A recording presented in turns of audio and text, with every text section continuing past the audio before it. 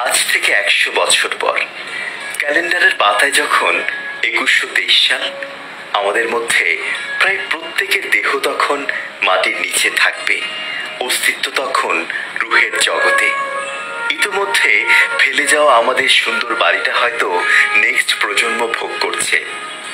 পছন্দের কাপড়গুলো ব্যাকডেটেড হয়ে গেছে, শখের গাড়িটি হয়তো অন্য কেউ চালাচ্ছে, আর আমায় খুব কম মানুষই মনে রেখেছে। কেউ হয়তো ভাবেও না আমার কথা, হাতে সময় নেই। 2123 সালে কবরে শুয়ে আমরা সবাই এই বাস্তবতা উপলব্ধি করতে পারবো। সত্যি দুনিয়াটা কতই না তুচ্ছ ছিল, একে ঘিরে দেখা স্বপ্নগুলো কতই না নগণ্য ছিল। তাই অন্যের ক্ষতির চেষ্টা না করে, লোভ না করে, অহংকার না করে আসুন সৎভাবে বাঁচি।